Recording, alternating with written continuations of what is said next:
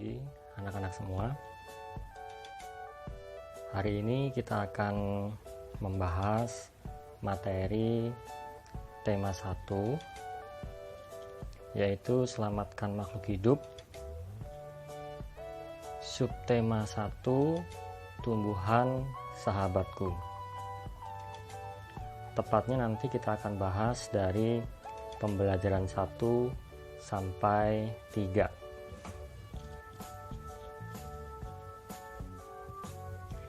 Yang pertama, manfaat tumbuhan.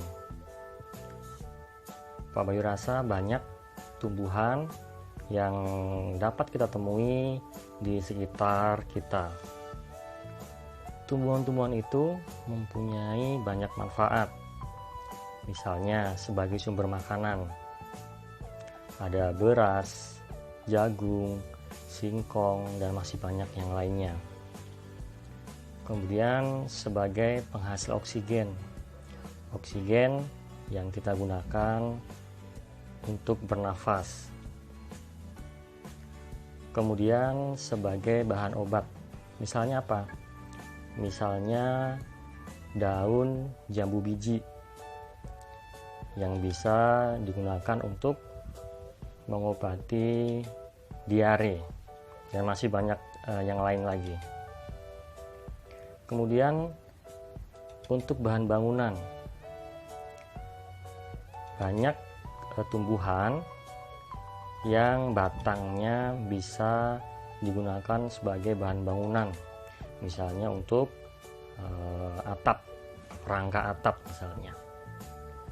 Kemudian sebagai bahan sandang.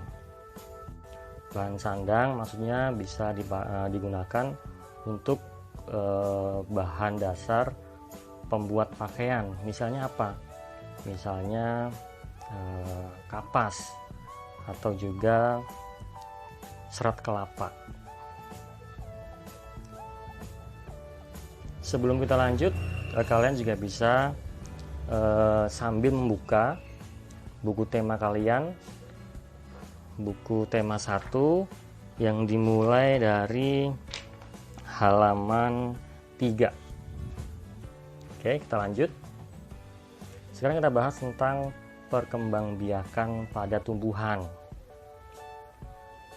Perkembangbiakan pada tumbuhan itu nanti dibedakan menjadi 2, yaitu generatif dan vegetatif. Apa itu generatif?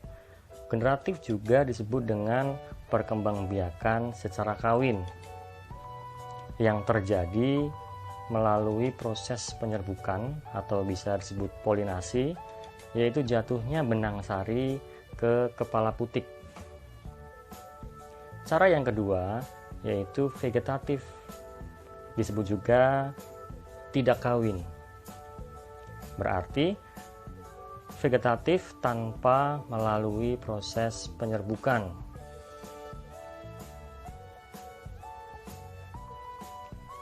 Alat perkembangbiakan generatif pada tumbuhan adalah bunga. Jadi, yang mengalami penyerbukan, yang mengalami perkembangbiakan secara generatif, itu biasanya adalah tumbuhan-tumbuhan berbiji yang mempunyai bunga. Coba sekarang kita lihat bagian-bagian bunga. Di buku kalian juga bisa dilihat pada halaman 8. Kita perhatikan satu persatu. Di gambar ini ada mahkota. Mahkota itu biasanya yang berwarna menarik. Kemudian ada kepala sari, benang sari, kepala putik, tangkai putik, kelopak bunga, terus ada bakal biji, dasar bunga, kemudian yang paling bawah tangkai bunga.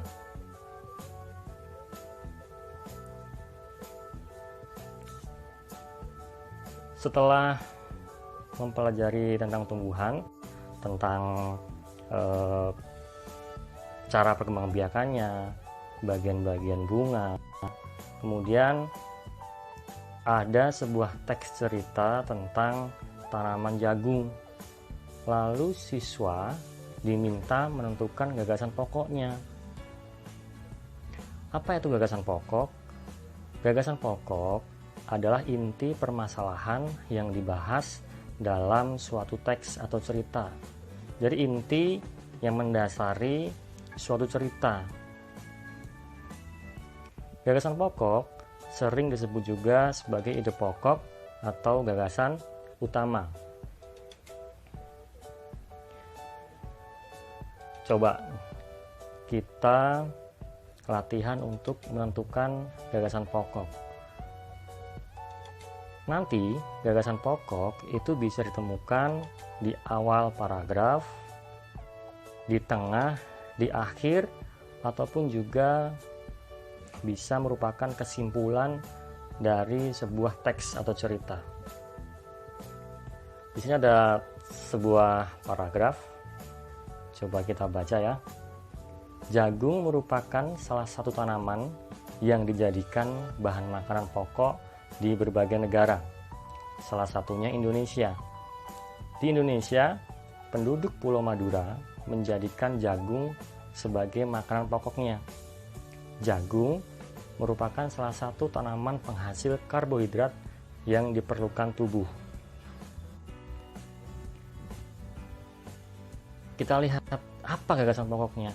Di sini dijelaskan gagasan pokok dari paragraf tadi adalah jagung merupakan salah satu tanaman yang dijadikan bahan makanan pokok di berbagai negara, salah satunya Indonesia. Jadi kalimat itu adalah sesuatu yang mendasari pengembangan suatu teks atau cerita. Dan di contoh itu gagasan pokoknya terdapat di awal paragraf. Nanti kita bisa latihan lagi dengan contoh-contoh soal yang lain. Salah satu tumbuhan yang tumbuh subur di Indonesia adalah jagung. Jagung juga dibudidayakan oleh negara-negara ASEAN. Apa itu ASEAN?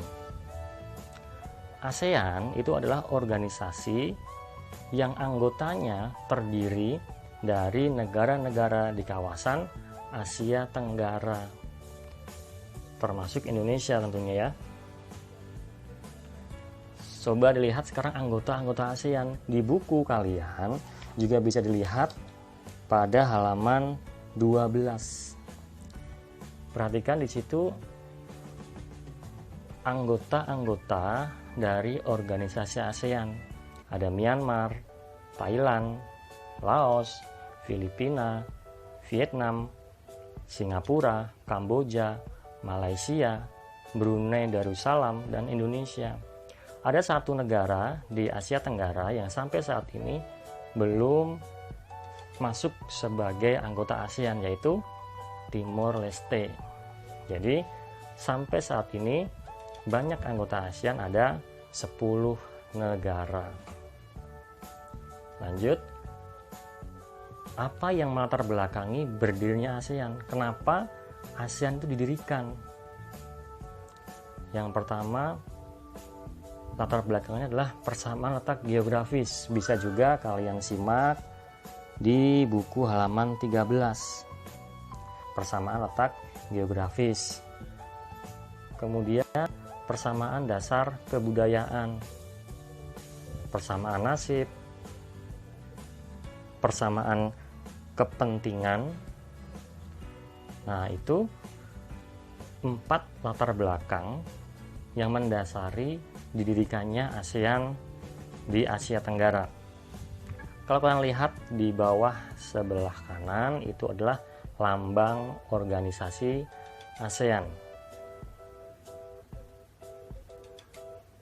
Kemudian kita masuk ke bahasan baru, yaitu Pancasila.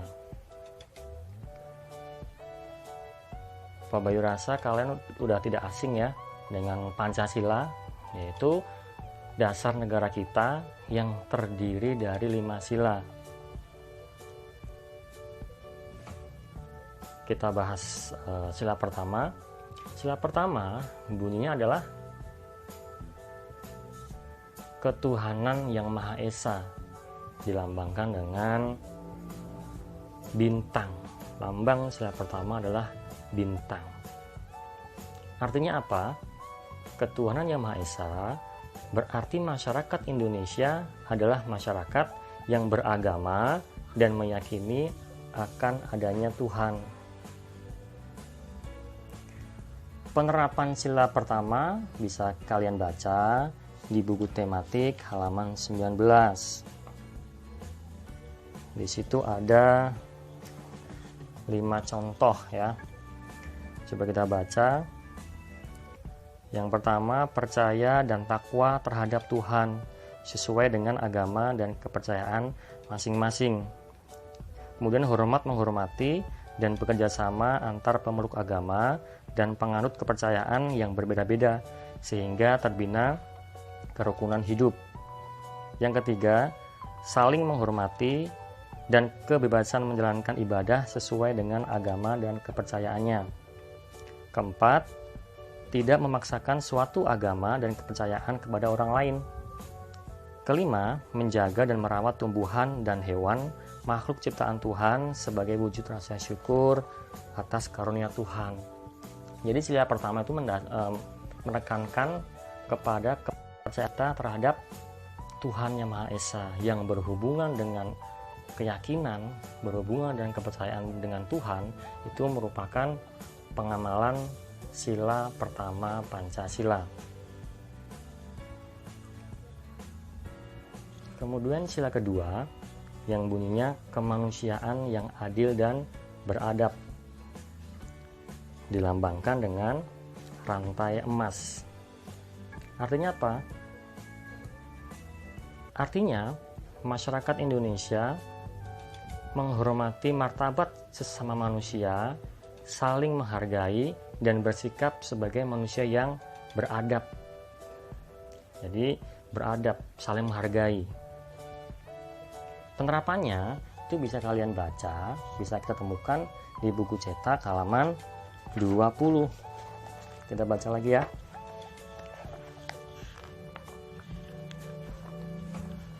Yang pertama, ini penerapan sila kedua Pancasila dalam kehidupan. Mengakui persamaan derajat, persamaan hak, dan persamaan kewajiban antara sesama manusia. Kemudian saling mencintai sesama manusia. Yang ketiga, mengembangkan sikap tenggang rasa. Tenggang rasa itu saling menghormati ya, saling menghargai.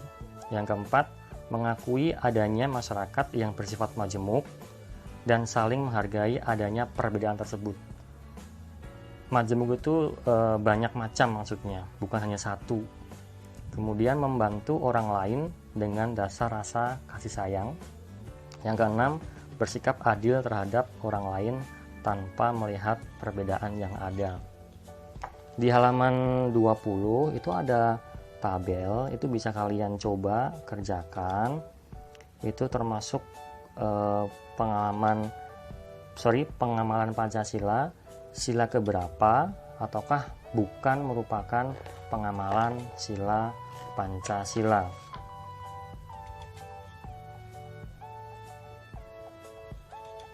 Untuk Pancasila kita baru membahas sampai di sila 2. Nanti sila berikutnya ya ketiga sampai kelima kita akan bahas lagi di pertemuan berikutnya.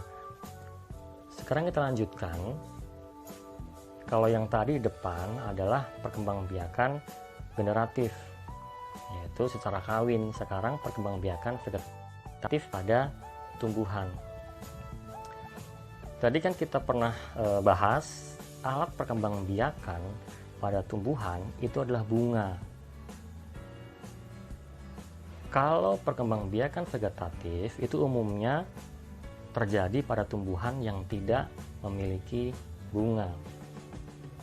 Perkembangbiakan vegetatif pada tumbuhan dibedakan menjadi dua, yaitu vegetatif alami terjadi tanpa bantuan manusia, dan vegetatif buatan, yaitu perkembangbiakannya dibantu oleh manusia. Bisa kalian simak juga di halaman 24 tema 1. Kita bahas satu persatu. Yang pertama, perkembangbiakan vegetatif alami, yaitu tanpa bantuan manusia. Contohnya adalah tunas, itu terjadi pada tanaman bambu, pisang, cocor bebek. Terus akar tinggal atau rizom atau rizoma, contohnya adalah tanaman jahe dan kunyit.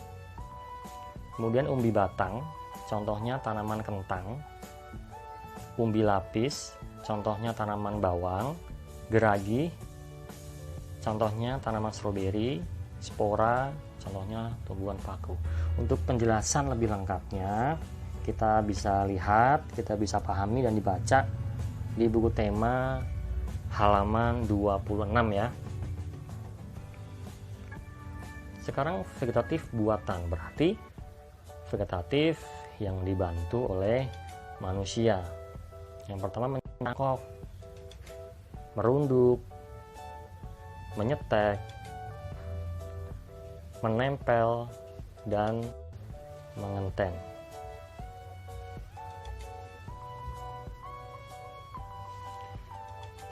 Pak Bayu rasa cukup untuk materi tematik hari ini, yaitu tentang tumbuhan. Kemudian untuk tugas nanti kalian kerjakan di buku tulis, di buku tugas kalian, yaitu kerjakan buku cetak tema 1 halaman 5 yang Ayu menulis, kemudian halaman 10 yang Ayu berlatih, dan menggambar bagian-bagian bunga di buku tugasmu ya. Harus diwarnai, kalau sudah nanti difoto, kemudian dikirim langsung ke Pak Bayu lewat WA pastinya ya. Cukup ya, nanti kita lanjut lagi di pertemuan berikutnya. Tetap semangat belajar, jaga kesehatan, tidak boleh patah semangat. Selamat pagi.